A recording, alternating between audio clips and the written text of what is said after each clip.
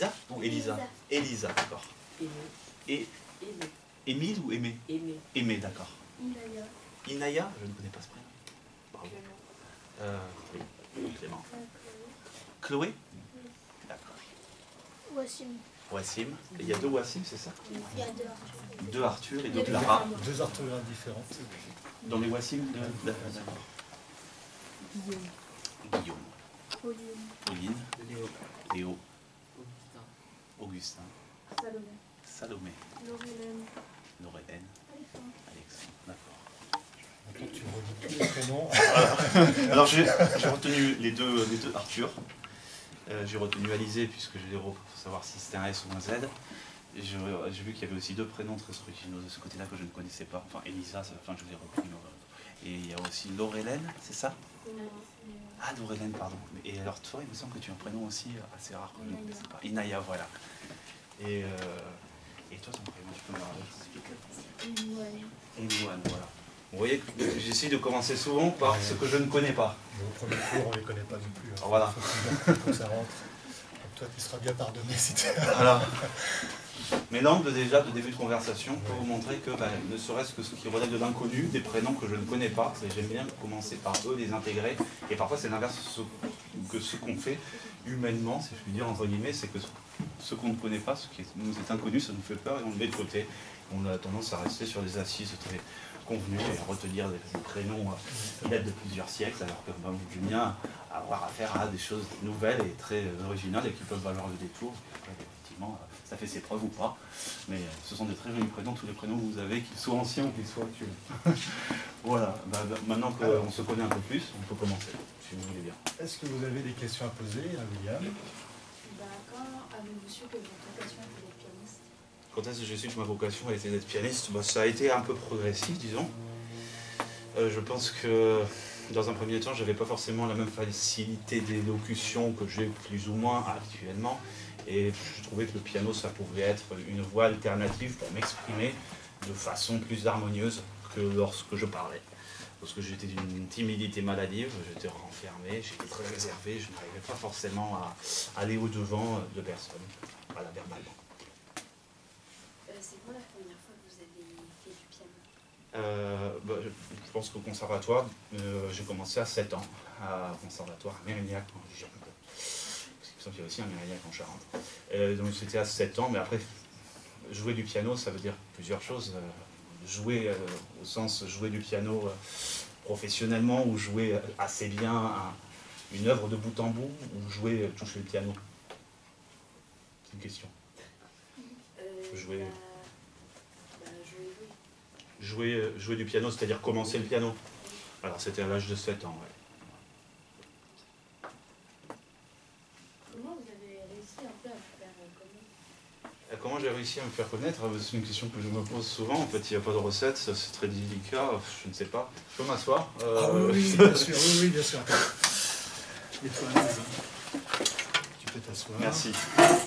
Et déjà, pour essayer de se faire connaître, il faut demander sa place. C'est le cas de le dire, parce que sinon, on ne va pas forcément spontanément nous la proposer, parce qu'il y a des personnes qui réfléchissent à d'autres choses. C'est pas forcément malveillant, parfois ça peut l'être, mais ça peut être aussi par négligence. Et en fait, on ne nous attend pas là où parfois on a une place, mais il faut essayer de voir comment elle peut nous répondre, comment on peut se proposer de la prendre d'une certaine façon. Voilà. Se faire connaître après... c'est quelque chose qui peut relever d'une autre dimension qui n'est pas forcément se faire connaître soi, sa tête, son visage, le voir apparaître sur des écrans ou autres, mais faire connaître ce qui nous fait vivre, ce qui nous fait naître, pour filer la métaphore ou faire un jeu de mots, ce qui nous fait renaître chaque matin. Et ce qui me fait renaître chaque matin, c'est de me dire, ah bah tiens, je vais essayer de faire de la musique, et je vais essayer de la porter au-devant de personnes, en plus qui sont éloignées de cela en particulier, parce que c'est ce que j'ai à cœur. Et à partir de là, oui, comme j'essaie de faire renaître ça chaque matin, peut-être qu'à terme, jour après jour, il y a une connaissance, voire une reconnaissance à l'égard de ce que je porte qui peut se ménager ou s'aménager. Voilà. Je crois que tu avais une question à poser. Pourquoi j'ai écrit un livre? En fait, ce n'est pas un livre qui était prémédité, c'était des textes que j'avais écrit pour faire le point tout simplement sur des émotions complexes que je traversais, sur des récits de choses que je ne comprenais pas dans mon quotidien, des phases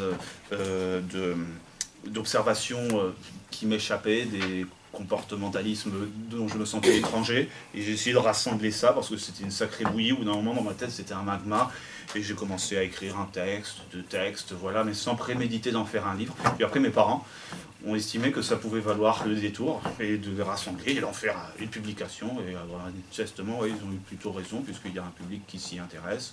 Voilà, donc c'est venu progressivement là aussi.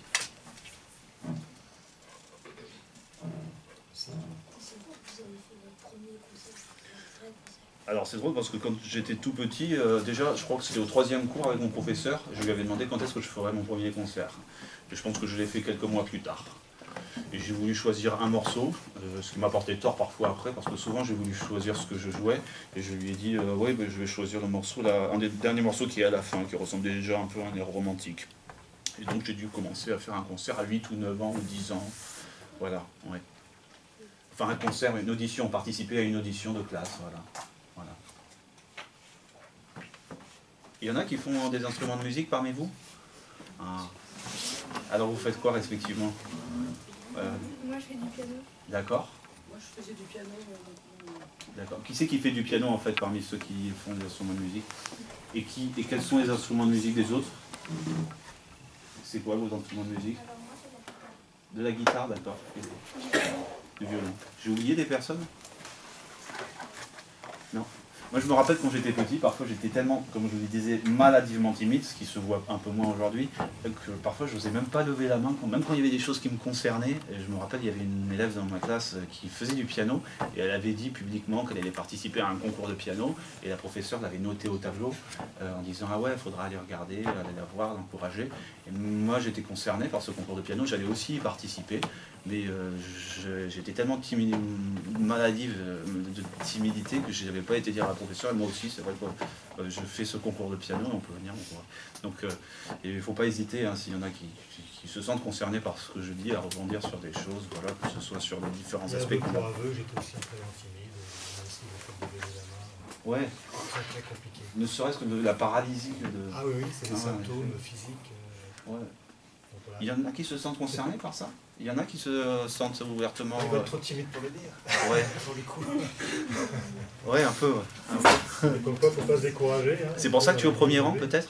Non, c'est parce que je vois pas bien avec mes lunettes. Ah d'accord. D'accord, ok. C'est pour d'autres raisons. Parce qu'on peut vouloir aussi être au premier rang parce qu'on ne va pas oser se manifester, autant le faire plus discrètement. Voilà. Quand on le souhaite, c'est peut-être ça, j'avais pensé. Et il y en a d'autres qui... Oui, toi? Oui. C'est pour ça que quand je t'ai reposé la question, après c'est vrai que oui, quand on attend une réponse, on ne s'attend pas à ce que la personne en relance. Et c'est vrai que même parfois aujourd'hui, quand je pose une question dans une conférence, à quelque chose qui m'intéresse, je suis tellement presque paralysé, voire sidéré que je suis arrivé à poser la question, même aujourd'hui, je me considère timide à ce moment-là, que j'écoute à peine la réponse de la personne, et je suis content d'avoir posé ma question, et presque si elle va me relancer, tu vois, comme je l'ai fait tout à l'heure, en me disant mais vous voulez préciser la question, j'ai oublié tellement, voilà, j'étais... Dans le moment, voilà, je me suis très concentré pour poser la question. Voilà. Vous voyez, mais pourtant j'ai 30 ans. Hein, vous, donc, vous êtes dans quel âge à peu près? 13, 14. Certains peut-être sur leurs 14 ans. Non. Ah, 13, plutôt. Je vous ai vieilli là, pardon.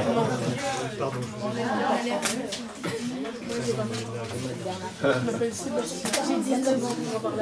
J'aurais bien voulu que tu nous expliques un petit peu par rapport au syndrome d'Asperger. Ah oui, alors le syndrome d'Asperger. C'est un peu ça le point d'ancrage.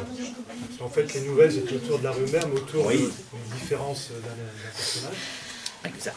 Alors tu le syndrome... as pu connaître aussi, peut-être à l'école, des difficultés à te positionner par rapport aux autres, à souffrir du regard des autres, sans toi être capable peut-être parfois de donner une explication. Alors, dans un premier temps, à l'école, je n'avais pas forcément ce diagnostic-là dans ma pensée